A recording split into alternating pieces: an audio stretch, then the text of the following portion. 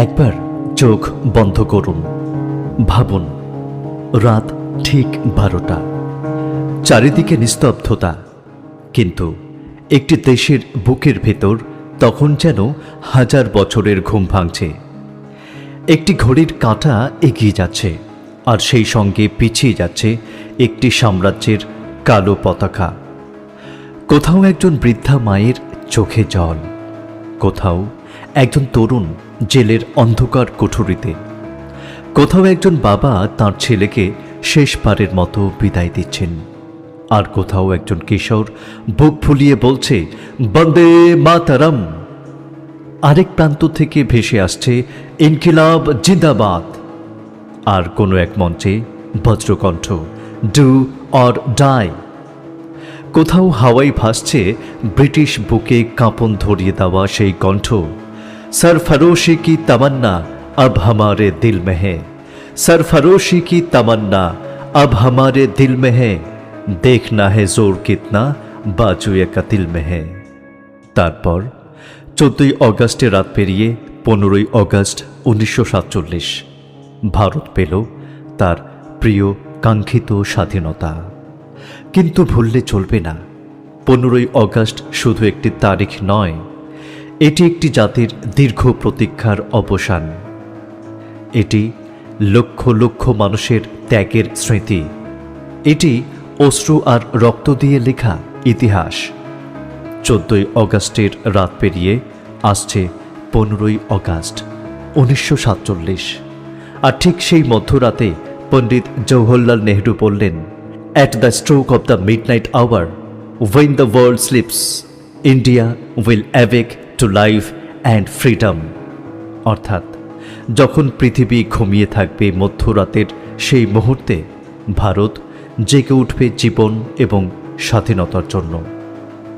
2 শতাব্দীর ব্রিটিশ শাসনের পর একটি জাতির জেগে ওঠার ঘোষণা। কিন্তু সেই আনন্দের রাতের আকাশেও ছিল অশ্রুর মেঘ, কারণ স্বাধীনতার সঙ্গে তৈরি হয়েছিল দেশভাগের ক্ষত। লক্ষ লক্ষ মানুষ হয় ঘরছাড়া, পরিবারে বিচ্ছেদ, অসংখ্য মানুষের জীবনে নেমে এসেছিল এক গভীর অন্ধকার। তাই 15ই অগাস্টের ইতিহাস শুধু আনন্দের ইতিহাস নয়, এটি আনন্দ বেদনা দুইয়ের ইতিহাস।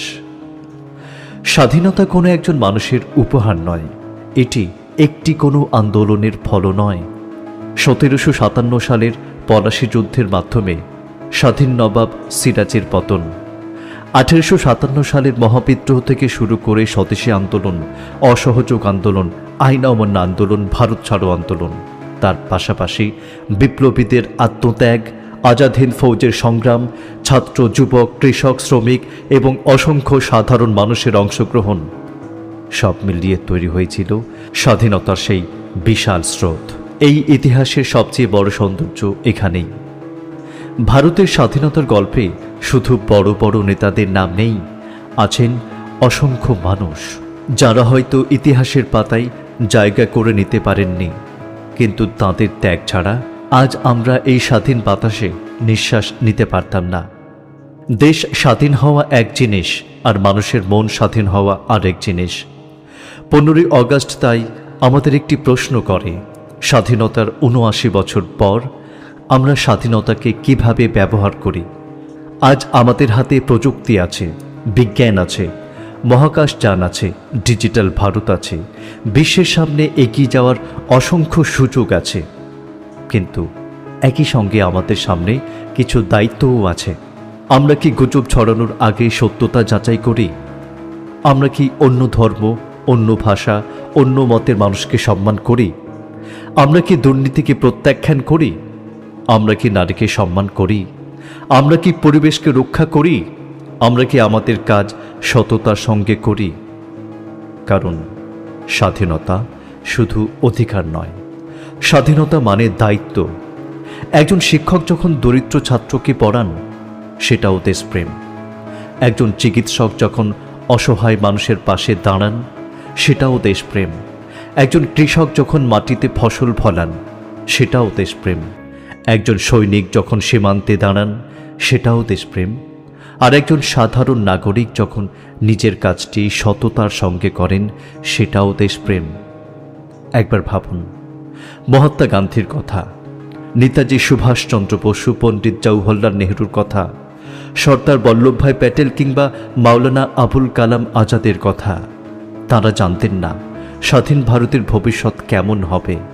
তারা জানতেন না ভারত কত বড় হবে, কত দূর যাবে।